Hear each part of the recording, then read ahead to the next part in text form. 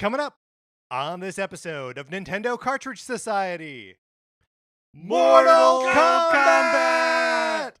It's dangerous to go alone, so the Nintendo Cartridge Society goes with you.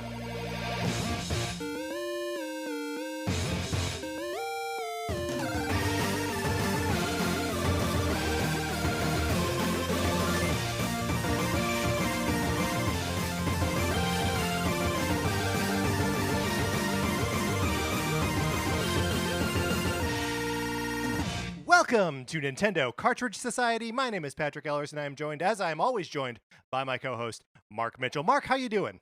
I'm doing great. Super excited for this episode. It's been so long since we've had a guest. And the guest, we are joined by none other than comedian and wonderful friend, Colin J. Morris. Colin, how you doing? Good, guys. Thank you so much. It's good to finally be on. Well, okay, so Colin's previous appearances on this show have been erased in the name of not elevating that Castlevania Netflix show. But yeah, no, that's why we haven't had a guest on, Colin, the whole time that we've been in quarantine here. And we're like, we need to get Colin on because we've erased his legacy. I'm surprised but relieved that my podcast episodes were erased because someone else got canceled. So, that's... Right, yes. Right. That's a great point. It's not too late. I know, Mark has it out for me. Let's see what we can't dig up in this episode. We are, today we're going to be talking about the 1995's Mortal Kombat, the film, not any video game. But before we jump into that, a couple things we got to do, as always, the Sonic Forces borrowing program. If you would like to borrow my copy of Sonic Forces, you can try to do that. All you got to do is email us at Nintendo Cartridge Society at gmail.com and give us a mailing address where we can send you my copy of Sonic Forces. Mark, what's something that might happen instead? You might get the Goose. You might get Patrick's copy of Untitled Goose Game.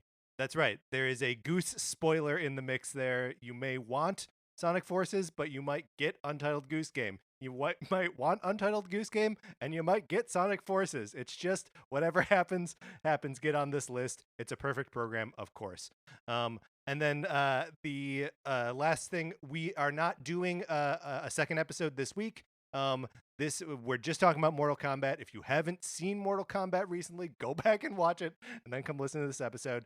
And then next week, we are also only doing one episode where we are predicting what will happen with Nintendo in 2021. That is, of course, filled with your predictions because you have been emailing us those already. However, we've recorded that episode by the time this episode comes out. So don't send us any more predictions right now. We are full up on predictions, or we will have been full up on predictions. Anyway, just one episode next week, and then we'll be back to two in the new year. All right, Mark, Colin, are you ready to get into our main topic, talking about 1995's Mortal Kombat? Absolutely.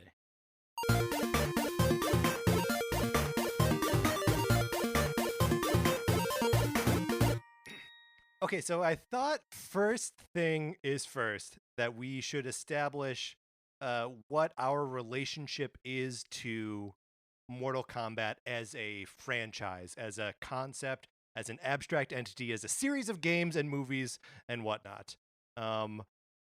Let's start with Colin, because I'd love to know what Colin's relationship is to this stuff. Well, okay, so with Mortal Kombat, that was definitely a game owned and played by neighborhood kids. And not in my house. Mortal Kombat was not allowed. It was I think it was the reputation, obviously, of Mortal Kombat in the early 90s. Like, it got to the parents. It spooked them pretty hard. I don't know. I liked it. I was never coordinated enough. I was a button masher, especially in fighting games, and so I could elevate to a certain point, but I was the kid who, the neighbor or the big brother had to get to Goro. I could never reach Goro myself. So Right. Mortal Kombat feels like something that would aesthetically appeal to young Colin. Am I wrong in that? No, you're absolutely right. It was All right. big globs of blood, spikes, skulls everywhere. Yeah. Like it's very much that the desire for that was denied to me as a 9-year-old, and it has actualized as a 33-year-old. Um, now my whole aesthetic is silly, cartoony, horror or gothic, bloody stuff. So it came around, and perhaps my parents were right to try to keep me away from it. Well, Mark, yeah. my Mortal Kombat experience is like almost identical to Colin's. Like Mortal Kombat was definitely absolutely not allowed in my house. So it was something that like I heard Forbidden. about and then Wow. would go to like friend's house or neighbor's house, and that's where I would experience Mortal Kombat. My play style is identical to Colin's. Like we should at some point play Mortal Kombat against each other, because I am Yes. also just a button masher. Like that's my like fighting game style in general. And and I thought that Mortal Kombat was so scary. Like I kept anticipating the worst because I didn't like experience it that much, and so the legend of like the finishers was like so much bigger in my mind than what like it actually turned out to be. Well, so speaking of which, I have a question, Mark. Have you ever successfully done a fatality? Because I have not. No. Not once. No, not even close. And here's where Patrick tells us about how he used to hang out at the local comic shop and win all the tournaments. No, I was never good at Mortal Kombat, but I mean, I was, the first one came out in the arcades in like 1992 or something, 91 maybe. So like, I was 9 years old when this game came out, which means I was intensely interested in it, and had already been playing Street Fighter 2 in the arcades, which I was okay at, but I was not very good at Mortal Kombat. But that didn't make me like love it any less. So I remember reading. What's Go ahead. what's the difference between Street Fighter and Mortal Kombat? Because I mean, to Oh, me, a fighting Colin. game is a fighting game. What could possibly be different? So especially in the early days, there weren't like solid fighting mechanics in Mortal Kombat. That like everyone has the same basic move set: high punch, low punch, high kick, low kick. Everyone can hold back and low kick to do a sweep, back and high kick to do a roundhouse, down and high punch to do an uppercut. Like everyone has the exact same move set. Whereas in Street Fighter, every character's individual moves are all unique. There are 3 punches, there are 3 kicks. If you are holding any direction, it changes what that input does. If you're in the air, if you're ducking, all of it. Like there are just so many more tools, and the combo system in Street Fighter is more like based on the like frames of invincibility and frames that you can cancel out of and stuff like that. And Mortal Kombat is really like Mortal Kombat is a button masher's game where like you can get success with bashing on those buttons, as I'm sure both of you found. To a limited degree. Yes. To a Yes. degree. But I remember when Mortal Kombat 2 was coming to Super Nintendo and Genesis. I remember being on the phone with my buddy Pete Farr as he was reading a copy of like EGM or one of those magazines. And he was reading about how detailed the characters were in the game, reading it out loud to me on the phone. And we were just like, whoa, and we were so excited for Mortal Kombat 2 to come out. Mortal Kombat 2 was one of those super expensive cartridges on the Super Nintendo, one of those like $70, $80 cartridges. Whoa, they cost that much back yeah. then? Yes. Because they needed to be fatter cartridges with more memory in them. Oh, wait. So it was the Genesis equivalent, the one with the taller one with the yellow box in it? No, I think they just get like better. You're thinking of like either a Game Genie or the Sonic and Knuckles, where like you locked in Sonic the Hedgehog 3 to it. You remember No, that there thing? was certain games on Genesis I remember were different size cartridges, and I imagine that was just a Whoa. memory thing. I think that Nintendo just always had a little bit of extra space in the cartridge to begin with. So because they that was something that Nintendo was doing for a while, was adding new technology to their games by physically putting it in the game cart instead of in the system. Like that's where Star Fox comes from, with like the 3D graphics on a Super Nintendo. Otherwise, it can't do that. Yeah. Very cool. Also, now that you tell me that in 1991 Mortal Kombat was $70, I know why it was banned from our household. Okay, that was Mortal Kombat 2 in 1993. So yeah, it was too much money.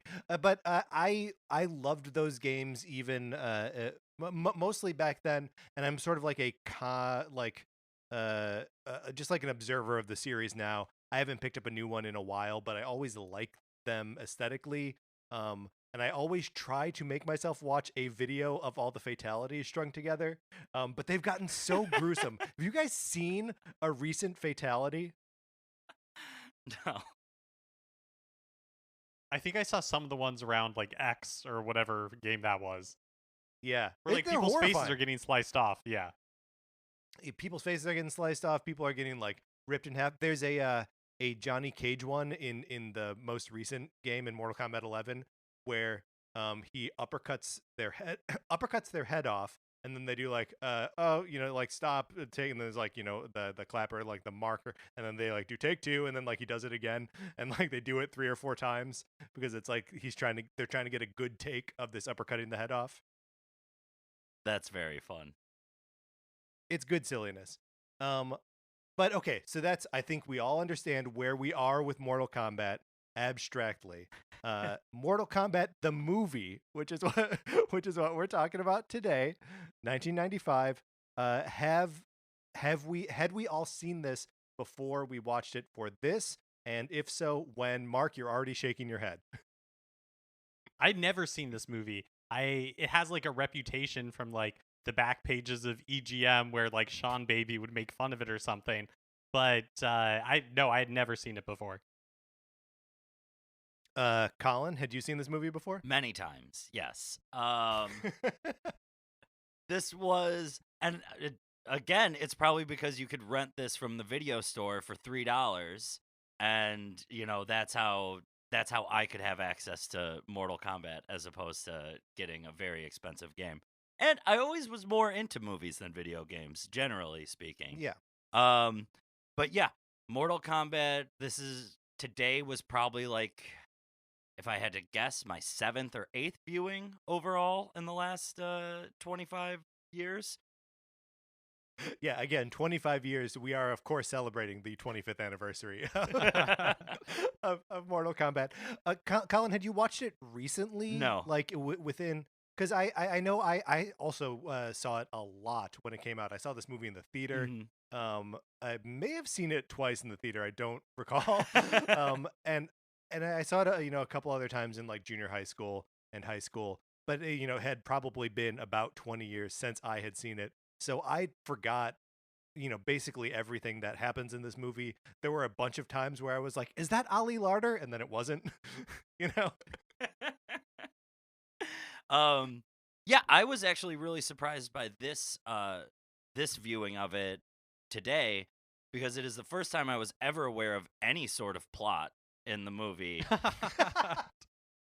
Like, I had no idea when I was watching it. It was it was so shocking because I recognize, the iconic things, the Johnny Cage Scorpion fight, particularly, which Yes. I imagine we'll get into in great detail, because that was awesome, just as awesome as I remember it from a kid. But like, Yes. the whole plot, the whole thing where there's a tournament that determined which realm got to control all the other realms and stuff like that, I had no idea any of that was in this movie. It was shocking. Well, and it's like barely in this movie. Like, I don't think we should give it too much credit. I have to say, guys, I spent me and this movie got off on rough footing because my expectations were set all wrong. Because I'm watching the opening credits. I'm watching the opening credits, and like, I have no idea where he's going. What could his and, like- expectations have been? Yeah, this is wild. It's 1995's Mortal Kombat, Mark. So I'm watching the credits, the opening credits, and Christopher Lambert's name comes up, and I'm like, oh my gosh, the dad from The Sound of Music. So I spend the entire movie waiting for the dad from Sound of Music to show up. And I'm like, is he the Emperor of Outworld? What is going on? And then I get to the end of the movie, no dad from Sound of Music. And then I look it up and realize that that's Christopher Plummer. I spent the entire movie waiting for Christopher Plummer to show up, and it didn't happen. This is a unique use case here, Mark. But you didn't care? Did you enjoy seeing Christopher Lambert actually in this movie? Christopher Lambert, he plays Raiden. He plays Raiden, and the voice that he uses, I'm assuming that it's a put upon. Where like the first time you meet him, he like whispers everything, and then like I know, but there's no one else. And then like later it gets like super raspy. I thought he was fine. That's generous. I I thought it's a weird performance, right? He's laughing at times that I don't understand why the character is laughing. Yes, and that was a really good joke. What he laughs at like Liu Kang talking about his dead brother or something, and then he apologizes for it immediately after. Yeah, it's very weird. I did a little. I was gonna say I did a little research, but really I just went to the trivia section on IMDb for Mortal Kombat. There you go. And Christopher Lambert was the most expensive actor on this movie. And so yes, so they had originally only get hired their him. money worth. They originally only hired him to do like the scenes in like the studio in LA and not actually travel to Thailand where a lot of the outdoor scenes were filmed. But he wanted the movie to succeed so much that he went and appeared on set like pro bono. No. Yes, for the Thailand parts. I mean, they paid him. He got paid for the rest of it, but the rest of it he did for free. As if that was what was holding the movie upon the razor's edge. It already had the Mortal Kombat name. Oh, so strange. I like to imagine that. So I'm not really familiar with Christopher Lambert's career outside of this movie. I got his IMDb up here. Highlander. Highlander is like the only other thing that I. Oh, is he the Highlander? Maybe. He may be a Highlander. No, there can only be one. Okay. Well, he does appear in 2019 in an episode of The Blacklist as Bastien Moreau. So that's kind of fun. I mean, he is first billed in Highlander. So like he must be the Highlander. I mean, he's got I have to admit I've never seen The Highlander. So Mark, I'll take your word for it. Have none of us seen The Highlander? I have not. Oh no. Oh no! What's happened? For whatever Christopher Lambert's performance is in this movie, like I can't have any ire for it because I have saved all of that for whoever plays Johnny Cage, who is so not fun. He's not fun. Well, it's a not fun actor giving a not fun performance of a not fun character, right? Like every part of him is despicable. Yeah, but I like when he's got to carry his luggage. I don't know. Here's the thing. I like a heel. I like a heel. I always have, and I always will. If you could get someone who thinks that they're better than me and then knock them down a few pegs, I'm going to laugh at their foibles. I just will. Also, Colin, when he punches Goro in the nards, as an 8-year-old, that I think was the height of comedy I had ever seen in my life. Home run. Colin, so as I was taking notes, I put stars next to the parts that I was like, this might be my favorite part of the movie. Okay. I'm looking back through my notes now, and there are 3 stars, and they're all Johnny Cage scenes. With him doing, like, it is literally when he's at the docks and he asks Liu Kang. Yeah, Lou to take his bags, and then Lou throws the bags in the water, and he's like, and Johnny Cage is like, thank God I didn't ask him to park the car. I laughed. That got a It's a star good for line. me. It's a good When line. Johnny Cage stands up in the boat and he's like full up with luggage, I laughed. That got a star. When he punched Goro in the nards, I laughed. That got a star. Those are the 3 stars I gave to this movie. Oh, there's a 4th star you're forgetting about, and that is Lyndon Ashby, the actor who plays Johnny Cage. Wait, are we totally turning around on Johnny Cage? We like coming in being like, forget Johnny Cage, and now we're like, yay, Johnny Cage? What happened? No, it's such a terrible character, and this Ashby person who played him, like, I wrote down in that first like action sequence, the one where he's like on set. You don't know it Yeah. at the beginning, but he's like on set. That I was like, ooh, Johnny Cage, action dentist, because he has no like charisma or anything. He's like somebody who came out of like a dental convention and like also maybe knows martial arts. I'm assuming they cast all these people because they know martial arts, but it's so unnecessary because nobody does cool martial arts in this. Well, I think there are 2 good fight scenes, 2 good like martial arts sequences in this movie, and in my extensive research of going to IMDb and reading a little bit more about this movie, I found out that they were both late additions to the movie, like after test screenings decided that there wasn't enough action in the movie, and both are choreographed by the Liu Kang actor, who hadn't been able to choreograph the rest of the movie, but because they were bringing back for like reshoots and adding more scenes, just choreographed the fights, and I wonder if you what 2 fights do you think those might be? Sub-Zero and Scorpion. No,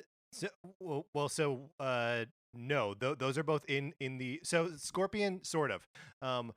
The Scorpion fight originally ended with Johnny Cage kicking him in the forest, and not going to the underworld hellscape that is like all the scaffolding and lights.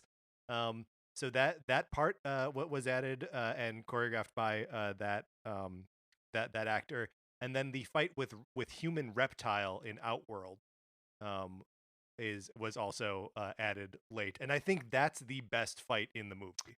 Oh, hard disagree. I think the one with Reptile is a big letdown after the fights with Scorpion and Sub-Zero. I liked it because it didn't let any like dumb superpowers or like special moves get in the way. Like, I do not understand what's happening with Scorpion's hand and that like snake Audrey 2 harpoon thing that lives in there. It's his little buddy. And then, he's a tough guy, tough demon, whatever the case may be. Mm-hmm. But they don't give him a moment to really grieve when he smashes his face against that tree, which was another thing I didn't pick up at as a kid, that the snake is definitely alive, and when it hits that tree and there's a little blood splatter everywhere, it is definitely no longer alive. Also, maybe the only blood in the movie? I think there's like a little undernose blood from time to time. Oh, yeah, uh-huh. Or like a lip gets punched or something. Shang Tsung in like the last fight, right? He's getting like beat up, and then you realize that he's like super powered because his lip is bleeding, but he's otherwise like unfazed.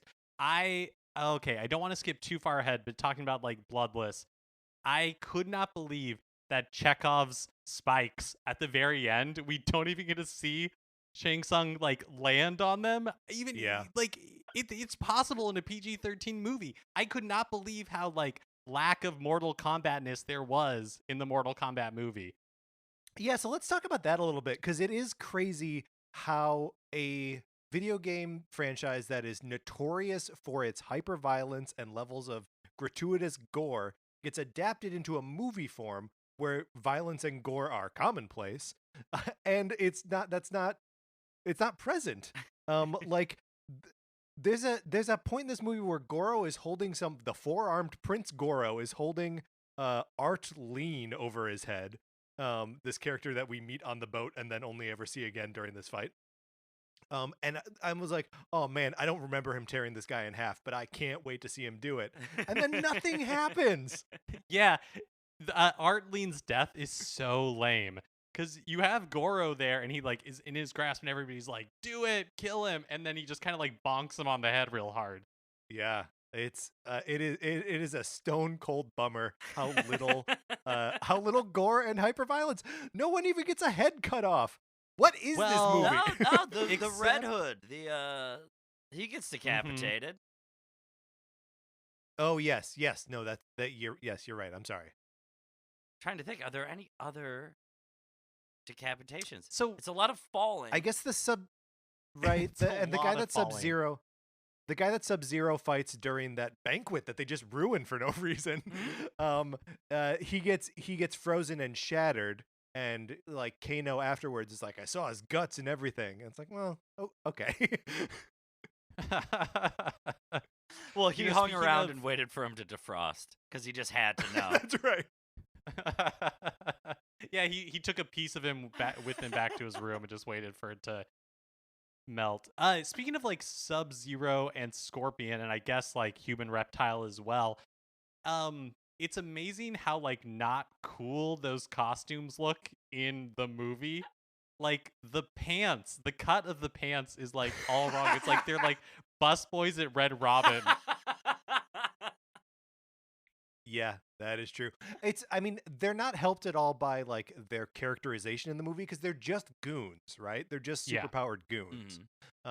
And like one of the things that I think is good or appealing about like the narrative of Mortal Kombat as a franchise is that each of the characters have their own like, a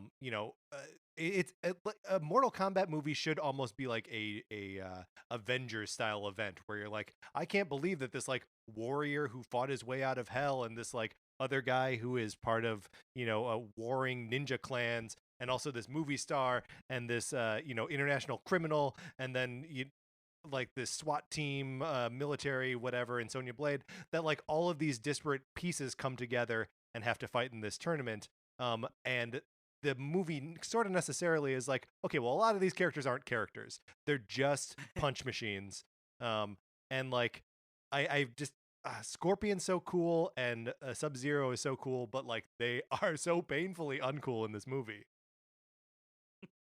Yeah, I mean, honestly, the coolest character, in my opinion, is Kano. I loved his performance. I loved the character. He was horrible. Again, I like a heel. And an extension of that is I like an all-out villain. And he was the most interesting one. Like, the fact that he was, like, doing it for money instead of, like, honor or power or, to uphold the tradition of his realm or whatever, made him 10 times more interesting than any other character's motivation. Like, he was just, he was the true goon, if you think about it, but was really, like, great. He stepped up into the role. Well, and he knows that that's his role, right? Like, there's something so, like, I don't know, charming or reassuring, I don't know what it is, about him sitting at this huge banquet table opposite Goro. It's just the two of them. And he's like, just, as we learned, the two of them have nothing to talk about. No, just nothing to talk about. He has to tell him about all the frozen guts he saw. But that, like, Kano, it's like when doctors pull out their gross out stories because they don't have anything else to talk about with people. That's what Kano's doing in that moment. But yeah, like that Kano is so chill in the presence of a 9-foot tall, 4-armed, otherworld prince. It's bizarre and makes him one of the weirder characters in the movie. Also, can we collectively wrap our heads around what is happening with Kano's face? No, I was actually hoping that you'd be able to, as the default like Mortal Kombat authority the room. Is that like something that comes from the game? Is he a cyborg underneath that? What's going on?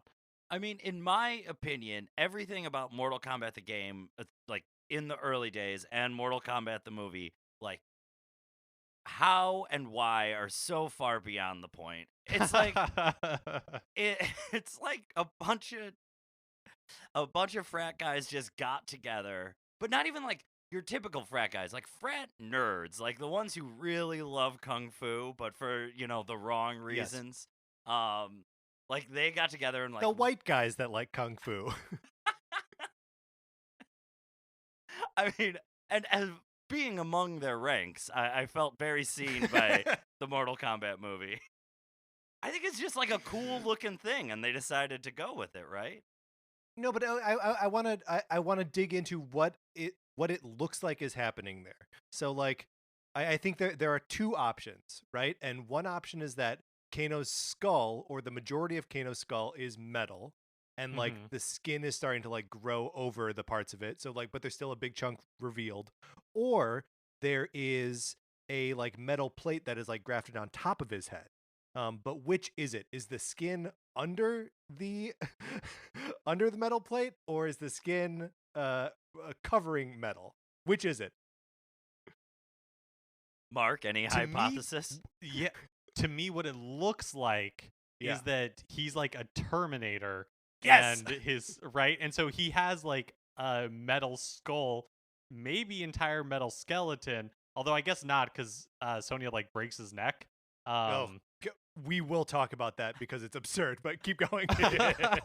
So yeah, that's what it looks like to me. It looks like he has a Terminator head, and like some of the skin got removed, and so you're seeing just like a little bit of metal from underneath.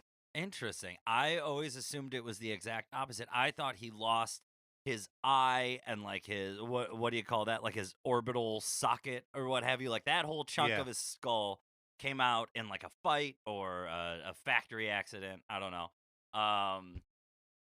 And that was like they. So wait, now I'm coming up with a whole backstory. So now Yeah, I love it. they stick a chunk of metal face on there, and he's like, give me the red eye then, isn't it? Because he's like, there's options. It's like when you get to choose the color of your braces or your cast. He goes for the red eye, which is Yeah, pretty cool. totally. And then Everyone's gonna sign it. but either because he paid extra for the red eye and the chrome finish on the plating, he cannot afford a skin graft, or because of who he went to, like whatever back alley mobster plastic surgeon, the skin graft didn't take, and he eventually just ended up cutting that part away because it just wasn't Oh, looking gross. very good. Wow. Well, I'll tell you this, Colin. I agree with you that I think that's what they were going for, but I don't think that's what it looks like. I think Yeah, it looks like he has a yeah. metal skull, but I agree that I think they were going for he had this like applied to his face. Yeah, I think that's totally right, and I think that's what the character normally looks like. But like, yeah, they made the skin around it so puffy, and I wonder if that must be makeup and not just like an allergic reaction to the glue that they use to stick this thing to his face. Oh But God, it no! could be that too. That's his real skin, is what you're suggesting? That's what's really happening to him. Believe it or not, that's yeah, but- actually his real metal plate. Oh wow. Yeah, he had to wear a contact lens to make the eye red, though. Oh, I thought you were gonna say to make the other eye not glowing red.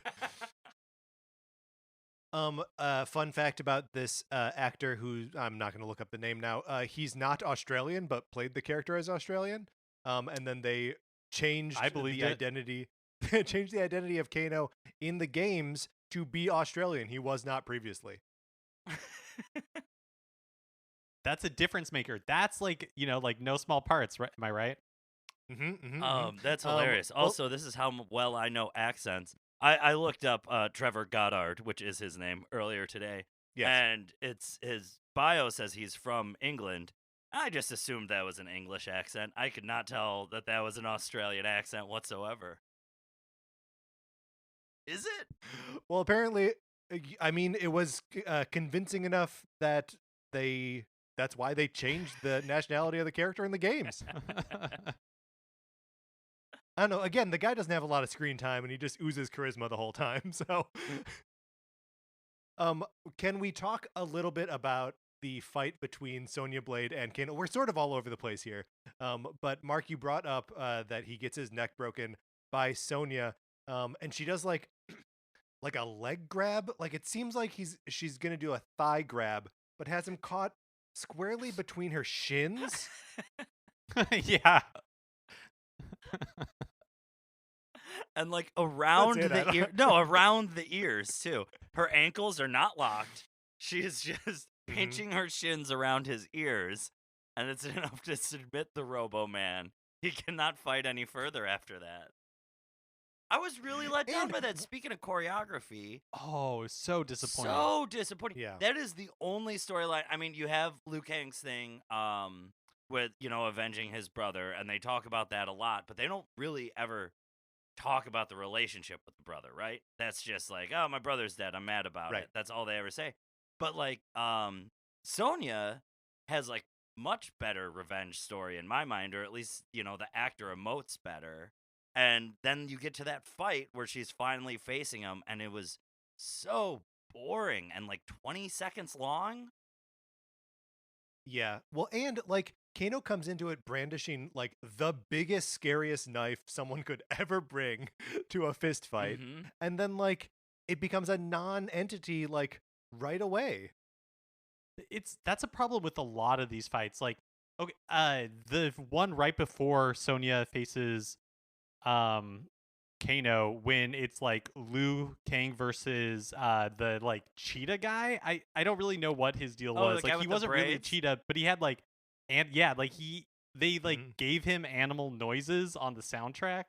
Like that fight was so lame too. I really feel like this whole movie would have been so much better if like either everybody was like 15% better looking, or the combat was like 15% like more interesting. If either of those hold things on, had hold on. happened, it would I like got- I gotta tip push over back. into like watchable. I gotta push back on Liu Kang. I don't think he needs to be 15% better looking. I think that Liu Kang is a babe. I like seeing him at the beginning of this movie, getting out of bed. Like, I'm into it.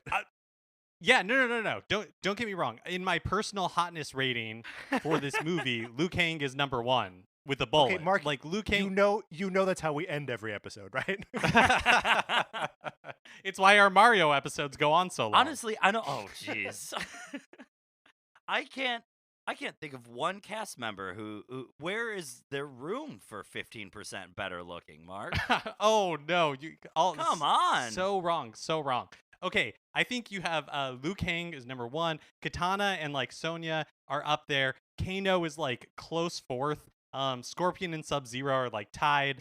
Goro's pretty hot, but then like Johnny Cage is like like John. There's Well, Johnny you Cage. You got to go back and put Shang Tsung in there somewhere because he's a good looking man as well.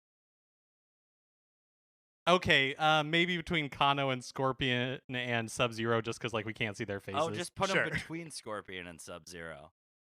Yes, yeah. But yeah, if everyone was just a little bit better at fighting, or the fight scenes were a little bit more dynamic, that like the movie could be a lot. Because it actually is impressive how many, or like how much this sticks to like the structure of actually playing Mortal Kombat, right? Like there are I think 9 separate one-on-one fights in this movie, which like, I mean, adhering to how a video game feels, like applying that to a movie is not something that happens in video game adaptation, right? Like they normally feel totally different than what they're coming from, but this sort of feels like playing Mortal Kombat. But I feel like they missed like such a easy opportunity to make clear like what the tournament is, or the stakes. I mean, like Yeah. they keep talking about like, oh, the tournament, but it's not like we ever see a big board, right? Like March Madness, where these characters are like moving up. Like you have no idea. The matches just seem to be random, and they seem to happen at like any time. Right. Where it's just like, oh yeah, we're at dinner, and then all of a sudden like somebody's gonna be fighting. Like, what is the context for Scorpion and Johnny Cage's fight in the forest? Like, they're just there all of a sudden. Well, and they do make a big deal about it at the end when Sonya gets kidnapped, and it's like, Oh my gosh.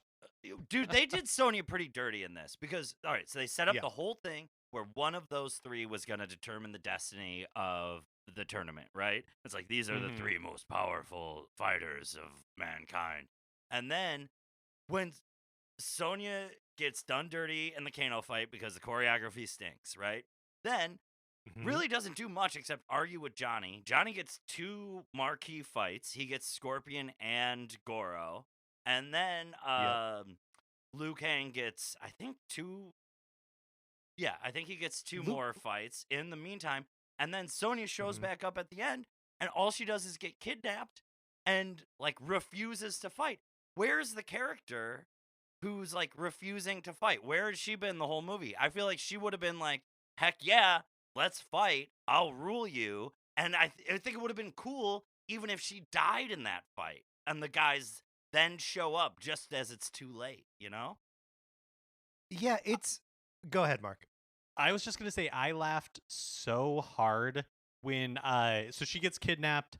Then they eventually they cut to like the interior of the like tall tower where the climactic like fight happens. Ooh, And cut to she is generous. it's a Because- long yeah. drawn out like advance to that moment. And she is in like her like slave Leia Oh my God, transformation yes. is so awful. She looks like she's And going so, like- backstage at a GNR show. It's insane. Yes, 100%. I was gonna say poison, but yes. It's so shameful. Like, I know that Liu Kang is kind of like the framing device for this movie, or right? Like, it's kind of like his story more than anybody's. But I feel like all 3 of them should have been in that fight with Shang Tsung at the end. Like, it should have been all 3 of them working together, and not just like everybody kind of hanging out on the bottom floor while Liu Kang, like beats up Shang Tsung. Mhm. Yeah, I mean, there's. It is the whole like thrust of the movie is like it's a problem that they don't really have anyone's motivations or obstacles really like established in any meaningful way.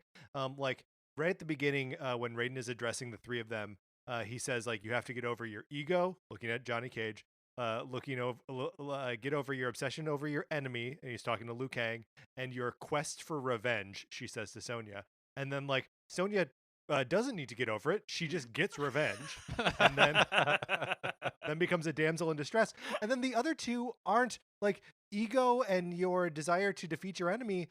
Those are things that they both end up using, Mhm. right? Like Johnny Cage uses his his swagger to I don't like punk Goro after punching him in the nards, and then Liu Kang beats his enemy. So like I don't know what he's talking about. No, Raiden doesn't know nothing about anything. Very clearly. Yeah, that's right. That's right. He was a useless I know god we- on Earth. I know we like the part where like Johnny Cage punches Goro in the nards, but I feel like that fight is a letdown otherwise. Like we never 100%. really get to see like Goro as a character is actually looks pretty good. Yeah. Like it's actually Yes. pretty impressive. Agreed. He looks like a Um, Ninja Turtle, basically. Mhm. Yeah, but we never really get to see Goro like let loose. And after that fight, like Johnny Cage like punches him in the nards and then he runs away and basically just like kicks Goro off a cliff. Like it's so anticlimactic. I think the Yeah. long and short of it is this is a movie made by and for people who don't care. Because like there's no way you make that Goro, and I'm sure you don't see good fight sequences with him. Like even when they're doing the montage of Goro's fights, you just see his enemies fall one after another. So many. Like- There were so many people falling to Goro. It's just got to be an expense thing. Like they couldn't get the fighting Mhm. in that costume Totally. down. Totally. But if you go to a screening and you see that like cool, like it is kind of like a throwback to earlier 90s or like 80s era sort of like animatronic stuff. And then you look at the cartoon reptile and you're like, yeah, these both belong in the same movie. Like there's no quality control going on. Yeah, that's right. It took 13 to 18 performers to get Goro up and running That's in any cool, given shot. man. That's really cool. Doesn't that sound awesome? Like, I wish he was just in the whole thing, just punching people. Gotta be so cool. And yeah, do we have to talk about the reptile design or like what is happening there? Well, is there any before 1995? Is there any reference to reptile being like an actual sort of dinosaur in the video games, or that was written for the movie? So in Mortal Kombat 2, one of his fatalities is he takes off his mask, and it is like a big lizard head up there, and he spits his tongue out and grabs your head and pulls your head into his mouth and just eats it. So like he's got a lizard head for sure, but not one so different from a human head that he can't just wear a mask over it. To me, it feels very like, hey, remember how you like little boys like Jurassic Park? Well, guess what? We've got a little Jurassic Park in our movie too.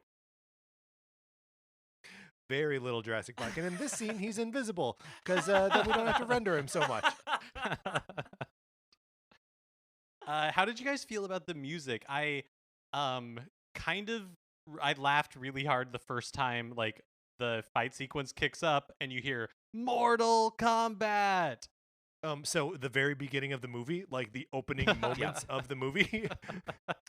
Which, by the way, Yeah. So I'm still on a sleep schedule that's held over from my last job where I was waking up at 4 a.m.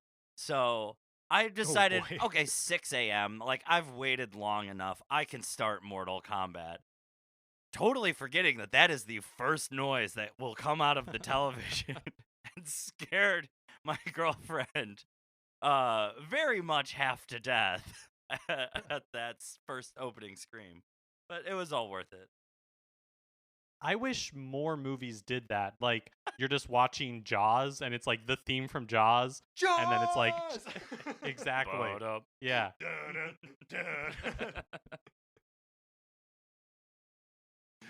Yeah, I mean, there are obviously like music cues in this, like entire fights that are scored with like hilariously funky pieces of music. It might be the Johnny Cage Goro fight where I was like, "What is this music?" It actually happens kind of a bunch. But yeah, I mean, like outside of that the famous like Mortal Kombat dance song, which was everywhere in 1995. Mhm. There's not really any good music in this thing. Well, so this is kind of a deep cut, and I didn't catch it myself. By the end of the movie, my girlfriend had woken up and joined me to watch this monstrosity. The final She's a hero. She is. The final song in Mortal Kombat is the opening song of the movie Hackers. So it is now canon that Right? one you. story leads directly into the other. We haven't figured out the details yet, but it is kind of like a fun It's tough. It's tough to marry those 95 double feature, I think. Yeah, not bad. I mean, both kind of bad, but Both kind of, yes, of course. But as a double feature, at least, I don't know, aesthetically coherent? No. Mark, did you bring up the music for a specific observation about it, or? No, just that like so yeah, it's like them screaming Mortal Kombat happens at the beginning. And then you don't get any of it for like 36 minutes until the next fight sequence. And when that sequence finally hit, it's not particularly good, but it was so cathartic because I was ready for more combat. Give me the combat with a K. As with most things that I watch now, seeing all of the like fight sequences, like the early fights in this movie that all take place on like the beach or like this cool sand pit somewhere, just made me miss being places with people. Even if locked in combat to the death or to save the world. Patrick watches the Netflix series You, and he's like, "Oh, I wish I was trapped in a cage. If someone else was there at least." I was mentioning this before we started rolling, but I'm watching Columbo now, and anytime he goes to a restaurant, I'm like, "Oh, I wish I was in that crappy restaurant." Dude, I'm watching TV as well, and I get upset with people when they get close to strangers. Yeah. I'm like, this is not the time. Yeah. My husband and I are watching The Amazing Race. We've been watching like a bunch of seasons of The Amazing Race, and it just seems so like impossible that you would travel to all these different countries and that you would just be like interacting with people all the time. It just feels so remote. I wish that they had just committed to a season of Amazing Race this year, but they have to quarantine for 2 weeks every time they get off an airplane. Everywhere they go. Oh, and then we have to like see them get tested. They have to figure out like where the testing site is in that city. Right, yeah. Have to wait for their results before they can move on. They realize they're in Florida and like there are no testing sites. No, but you could go to a movie theater, so that's rad. Oh God. Everyone stay home, stay safe. Protect yourself and everyone you love. What other fights haven't we touched on here? We haven't really talked about the horrible Liu Kang katana fight. Oh yeah. Okay. So I in addition to my personal hotness rankings, I also have like a ranking of like best combat, and I didn't even put that fight on there because katana like does not register in this movie in the slightest. Right. She participates in a fight, loses, I guess, but only because Shang Tsung says that's enough, and then the fight's over, and then doesn't steal her soul. What happened there? But she's like purposefully doing poorly because she's trying to give Liu Kang like pointers. Like she's helping out. Yeah. But also Liu Kang knows that that's what she will do because so Katana is the ward of how do you the Emperor of Outworld. Yes, the Emperor of that world. Yeah, Shao Kahn. Thank you. But she's like kidnapped against her will, and her whole family and their kingdom has been destroyed. So he's talking to Goro in that excellent scene with Kano about how Katana must be kept from the humans at all costs because she cannot be allowed to interfere with his plans for the tournament. Cut to, he puts them, he's in charge, he's the shot caller. He puts them in a fight, and it's not even like a normal fight to the death. It's like a warm-up or something. Yeah, it's very strange. And then, like, she is seemingly only doing it so that she can get close enough to him to say, in your next fight, use the element that brings life. Which, like, just say throw water on him, please. No, I let it slide Right, because maybe that's how you talk when you're 10,000. Yeah, so in the next fight, Liu Kang is fighting Sub-Zero, and so there's like a bucket of water, and he like flings Sub-Zero is like getting ready to do like mystical like ice power stuff, and he creates this like ice dome around him. So Liu Kang like flings water from the bucket, and from momentum it like it like turns into ice as it's passing through Sub-Zero's dome, and then it like impales Sub-Zero, and so that's the way he gets out of it. Yeah, well, and it's, I mean, just like in the first fight with Sub-Zero where he's fighting that like rando, when he starts doing ice magic, everyone is like, all right, stand back, let him do his ice magic for a little bit. We don't want to interrupt the ice magic.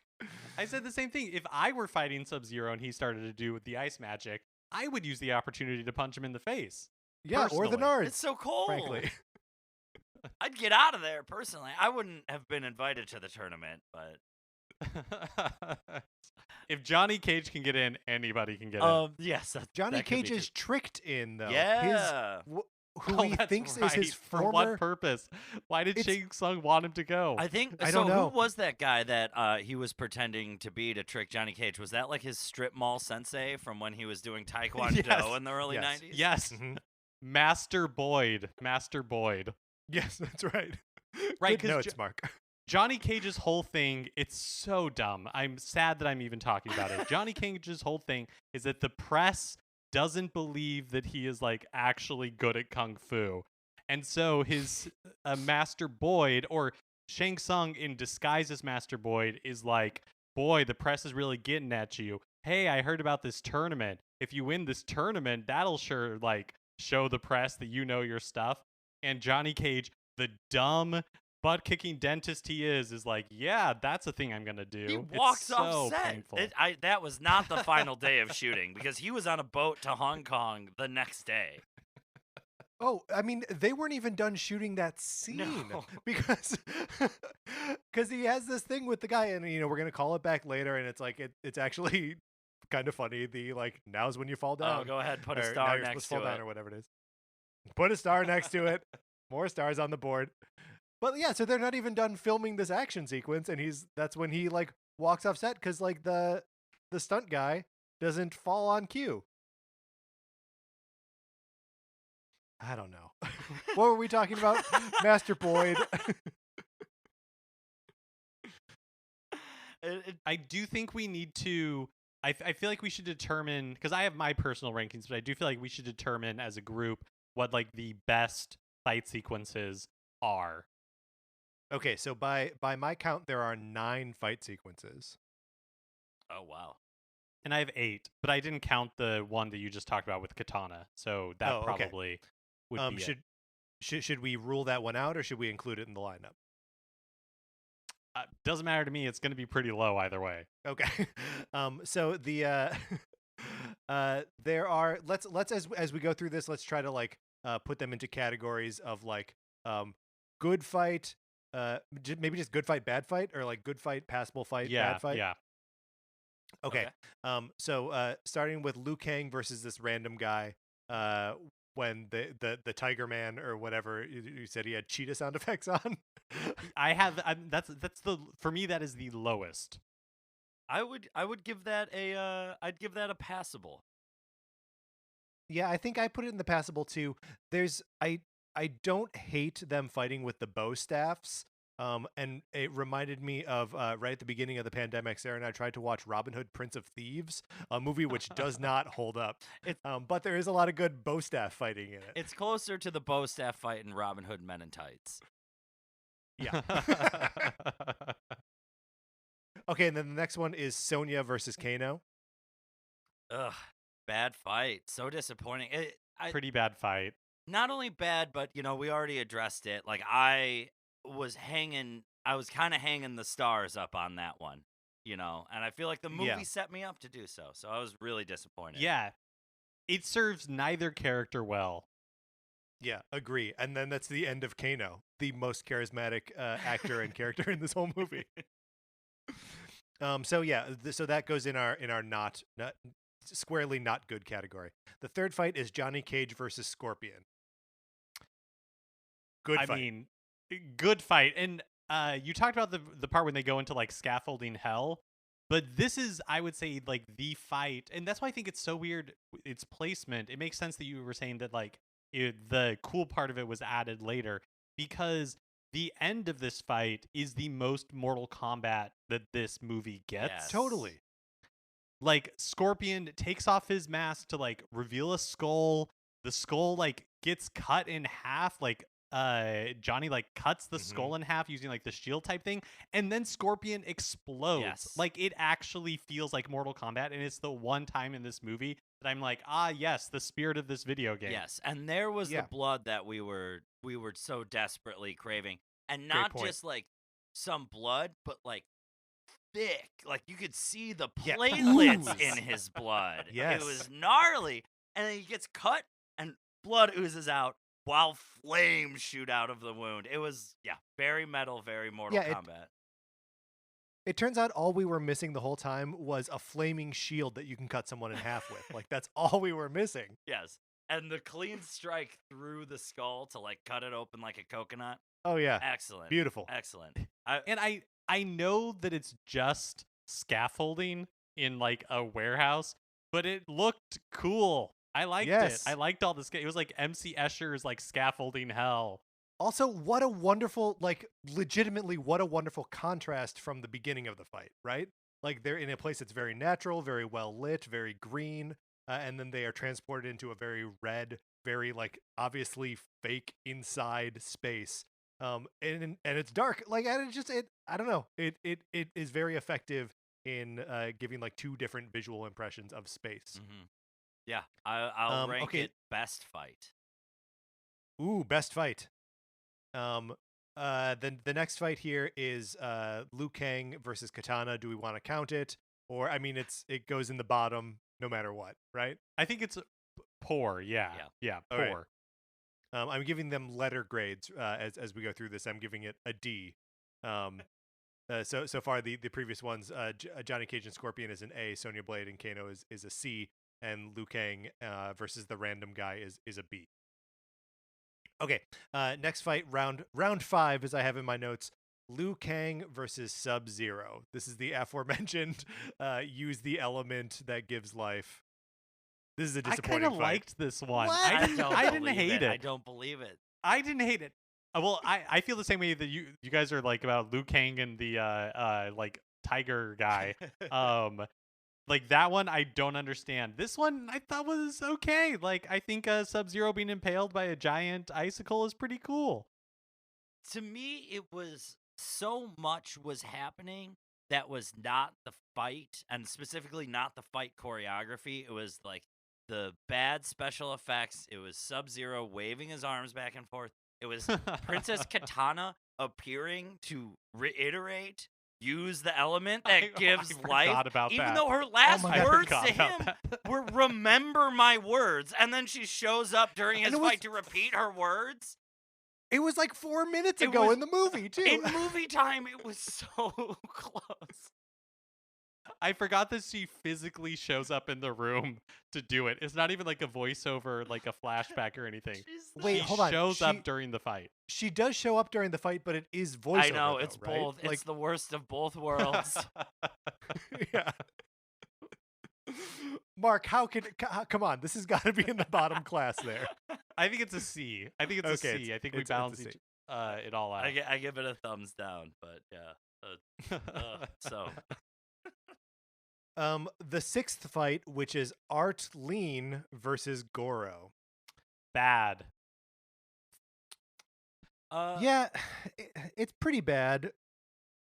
I don't know. I like the moment where Goro grabs both of his hands and then just like starts pummeling his face. Yeah. Like that's fun.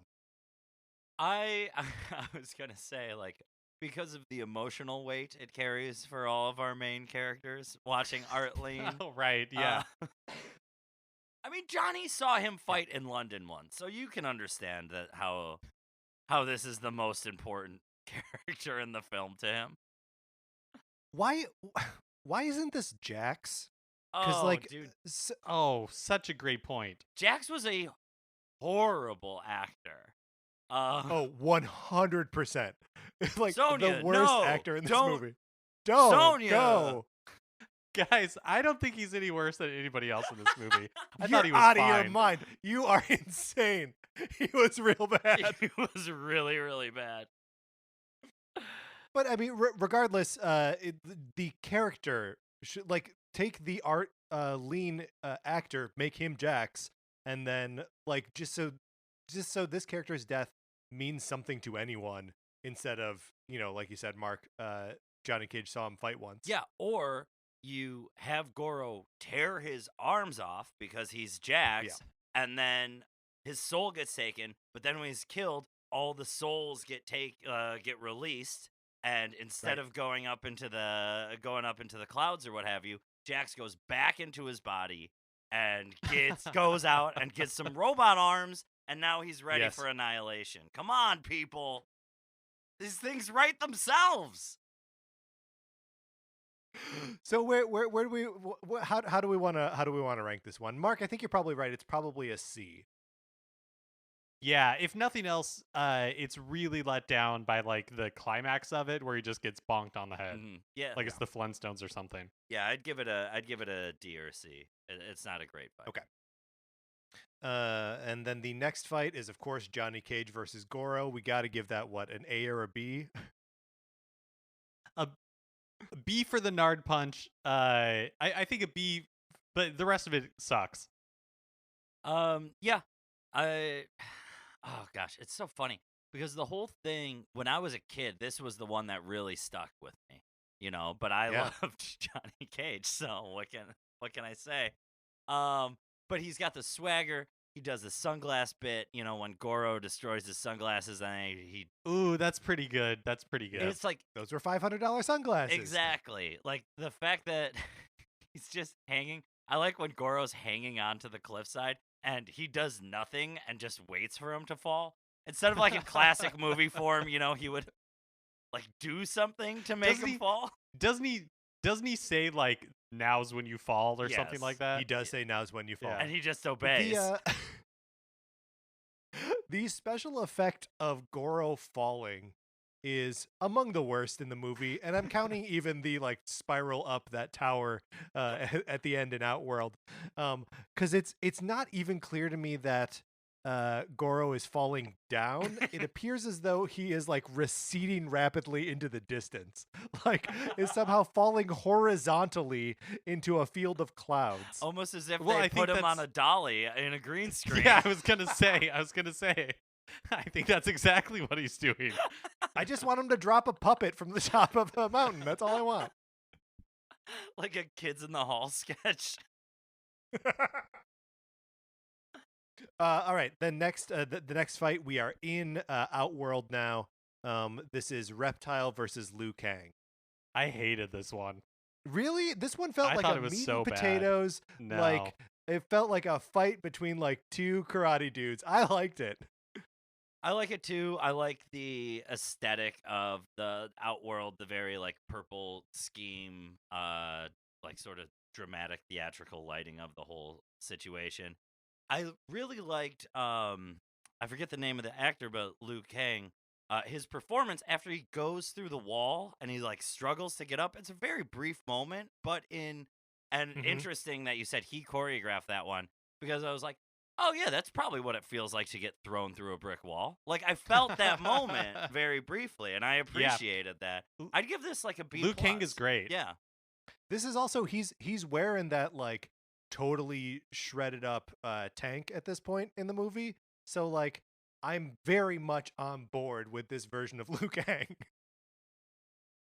I did kind of like the way that like Reptile gets put into his human form. Like he gets like thrown into the ribcage of that statue type thing, and then it like transforms him into human, and then Liu Kang like kicks him through a wall, and then like it's a statue again, but bugs fall out because reptiles and bugs are the same thing. It doesn't make any sense. That one that did throw me. Why he suddenly was the Oogie Boogie Man. Why he's filled with bugs. Yeah. Yeah, it's that is confusing. But I mean, like honestly, I think all of the rest of the fights incorporate the like special moves of the characters from the video games. Even when it's like supernatural or like whatever. Like Liu Kang in the next fight is doing the bicycle kick, or does he do that in this one? It's in this one. He does that. He does it in fight. this one. It's in this one. So okay, I guess it is there. Never mind. I take it all back. And you know what? I changed my mind. I'm upgrading because you just reminded me of the bicycle kick and how funny that was. I'm upgrading this to an A. This I think is second best fight. I think this is second best fight too. All right. All right. And then of course this brings us to the final fight: Liu Kang versus Shang Tsung. I hate this fight. I did not like it. So long, so boring. The spikes are there, so you're like, spikes, spikes, spikes. So disappointing. He throws Shang Tsung off, and we like, I truly believe it is not a ratings thing that we don't see Shang Tsung get impaled on the spikes. I really think it's budget. I really think it was like, we don't have like the money for these special effects, and so you just see him fall over. And then later you cut to like him being impaled by the spikes, because you could totally get away with it in like a PG-13 movie. It doesn't have to be super bloody. Yeah, I mean, sorry, go ahead, Patrick. go ahead, Gal. Oh no, but yeah, No. Oh no, but okay, I'll go first. The thing that I like, yes, I agree with you, Mark. It is a crime that we don't get to see that body fall on those spikes and spikes shooting out his chest. Like 100%, that's what we need. But also, what we need is going into that moment is any doubt that Liu Kang is gonna win the fight. Because like, when they fight a little bit at first, then Shang Tsung gets the bloody lip and he's like, oh yes, but now here are the soul guys. He fights the soul guys, no problem. And then he takes on the form of his brother. And like they talk for a second. Liu Kang figures it out, or I don't know. It doesn't work on him. Or whatever. And then Liu Kang and Shang Tsung like fight, and Liu Kang dominates the fight. Like, there's no moment where he's like up against the ropes or where you think like, oh no, how's he gonna make it through this one? He just keeps punching him and kicking him. Yeah. And why weren't the Soul guys like Art Lean and let's get Kano back here? You know, Yeah. like why not bring those guys back? Actors who Yeah, you already why- paid. Save some money for the spikes. Look, if Christopher Lambert will stick around for free, then maybe everyone else will too. And you're not paying Christopher Plummer at all. What if it was Christopher Plummer who came out as Shang Tsung's Soul Warrior? I was waiting for it the whole time. Yeah, I mean, So, I agree. The choreography was not as fun as it could have been. They let us down in so many ways. We'd already talked about, like, story-wise, they let us down with Sonya and Johnny. Like, this could have been a moment for all three of their journeys to be settled, but basically they kind of just didn't settle anyone's journey until, you know, the very end when we get the real ghost conversation with the little brother. Yeah, double ghost conversations. Double in- ghost. I guess they in this movie. do. I mean, I appreciate that they set up that we have a shapeshifter situation, and at least they pay it off, because this does seem like the movie where they could have a character just shapeshift once. It's like, you can't shapeshift once. Come on. No. That is crazy, though, that he shapeshifts right in the beginning of the movie in the first 5 minutes to trick Johnny Cage into coming to this tournament. When Shang Tsung probably could have just told Master Boyd about it, and Master Boyd would have actually done that. Did you see right? that guy? He could have gave Master Boyd $100 gift certificate, and he would have gone. Or is this like, is this like a like Star Wars situation where like the retcon is that the Emperor was Master Boyd the whole time? Yeah, exactly. Whoa. Interesting. Very The only interesting. reason Johnny Cage has a career in action movies at all is because he was targeted by a shape-shifting Shang Tsung like 20 years ago. This is great. And I really hope that the situation was that he had a dojo in a strip mall, because that's what Shang Tsung. He had the foresight to see Johnny Cage and be like, I will do whatever it takes. Okay, suburbs of Baltimore, watch out, because you're getting a Taekwondo studio.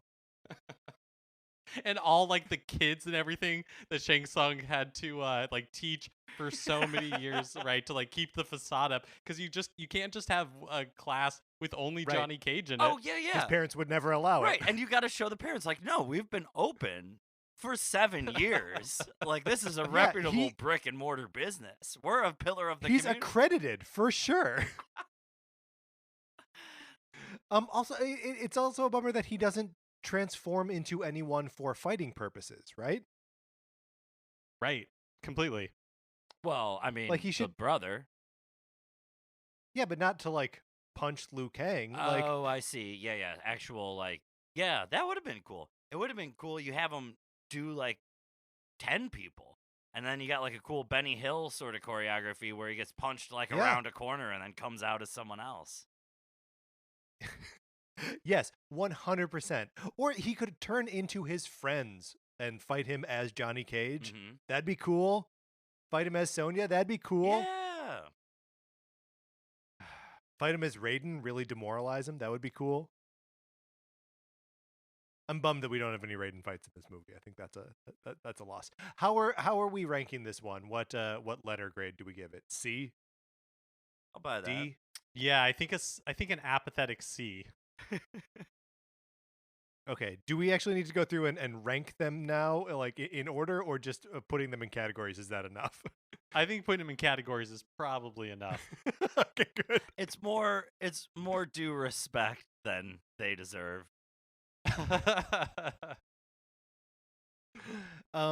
Okay. Let's talk about the end of the movie. Because that's basically where we are now. That they Liu Kang wins the tournament. Earthrealm is saved for now. And what? So Shao Kahn, the Emperor of Outworld, just appears as a giant ghost at the end. So we can like hit the theme one more time and like, I don't know. I hated the way this movie ended. Yeah, it basically doesn't end. It just stops. Yeah. I think I had stopped paying attention at that point because I don't remember the Ghost of the Emperor showing up at all. Oh, he's huge. He's like He is- total Genie Jafar. That's right. Oh yeah, I completely stopped paying attention at that point. Then Well, I mean, it's totally inconsequential because as Colin said, the movie is already over by that point. I did like that going into the end of the movie here. Christopher Lambert's voice had gotten so raspy that he just straight up sounds like Jason Mantzoukas. That pleased me greatly. get the man a lozenge. I know that budgets are tight. Somebody check their purse. Look, he would even pay for his own if you just ask him That's for true. it. He's so invested in this movie.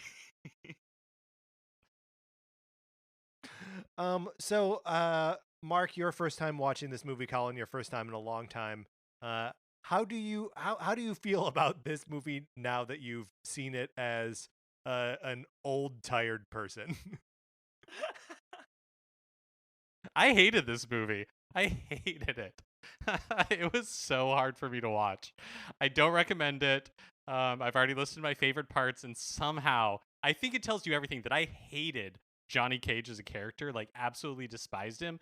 But the parts of my notes that I was like, these are my favorite parts of the movie, all featured him. It's a contradiction. I can't understand it. I feel trapped.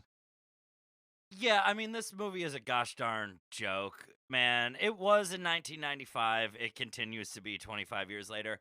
I feel like if I ever watch it again, I want to watch it with like a 10-year-old to like get their perspective on it. But I have no more use for the Mortal Kombat movie. It has, maybe it's just pushed the door open just a crack because I have never seen Annihilation. And knowing that there is a 2021 Mortal Kombat coming out, I feel like I'm gonna have to watch Annihilation now, and I'll go see the next one in theaters. All if permitted. Yeah, I won't make the commitment to seeing Annihilation, but the fact that the 2021 one will just be coming to HBO Max and we won't have to go see it in theaters makes me realize that we have just invited Colin, back for part 2 of a 2-parter about Mortal Kombat movies. I'm sorry, part 3. I We're love doing it. Annihilation. Oh no! We'll do it on my Veronica Mars podcast if we have to. Does anybody we'll know? do it. Does anybody know? Is Annihilation a direct sequel? Like, is it the same actors?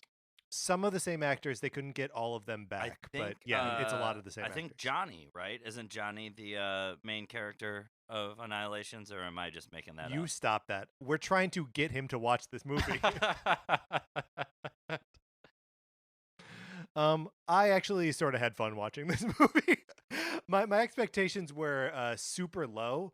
Like I expected it to be a train wreck with like some sort of fun campy elements, and like I think it does deliver on like some of the stranger parts of Mortal Kombat, if not the like violent parts of it, which is a letdown. But I don't know. I don't think this is a total wash. It like I don't know. I have fun watching this movie.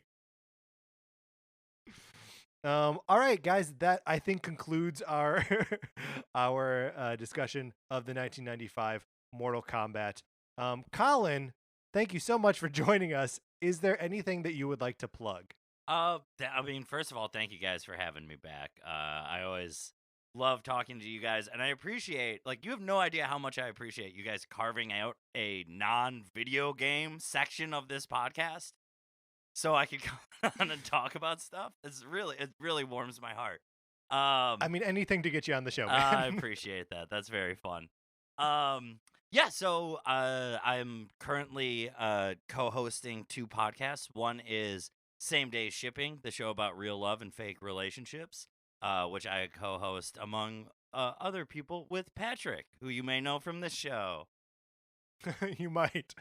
And that one you can catch every week wherever you get podcasts. And then the other one, which I mentioned just a minute ago, is my Veronica Mars rewatch, which I co-host with the hilarious Ryan Mogi. and we do insanely deep dives on the cult classic CW show Veronica Mars, and that is a bi-weekly podcast, and you can get that wherever you download your stuff. Oh, and that's called Come On Now, Sugar. And I mean, you're not lying when you say insanely deep dives. I was on an early episode of this show, and I threatened to take us into a third hour, which at the time seemed novel. Now you guys regularly go for 3.5 or 4 hours. I wouldn't say regularly 3, or no, I'm sorry, All not right. regularly 4. Yes, regularly 3 hours. There's a lot to talk about, and it's something that comes up in the show a lot. My co-host and I, we decided years ago when we discovered we were both obsessed with Veronica Mars that we couldn't have a single conversation about it Yes. because we wanted to do a podcast. And then like 3 years later, we finally started it, and there was too much stuff bottled up. So if that sounds like your jam, if you really want to get into the weeds, check out Come On Now, Sugar, wherever you get your podcasts. And if you've been listening to this show for a while, you've heard Ryan Mogi on a bunch of our episodes from earlier this year. She was on our Valentine's Day episode. So you know you like that episode, and you know you like this episode. So go check out Colin's podcasts. All right, that's going to do it for this episode of Nintendo Cartridge Society. Remember, please rate, review, and subscribe on Apple Podcasts. If you like the episode, go over to Facebook or Twitter, wherever you share stuff, and share it there. You can follow us on Twitter. I'm at Patrick_Ellers. Mark is at MKE Mitchell, and the show is at Nin Cart Society. Colin, you're not really engaging with Twitter anymore, are you? No, not really. All right. And then we also have a Facebook page, which is just Nintendo Cartridge Society. Olivia Duncan made our logo. Our theme music is provided by 8-Bit Betty. You can get more of his music by going to 8bitbetty.com or by listening right now. For my co-host, Mark Mitchell, this is Patrick Ellers saying thank you for listening.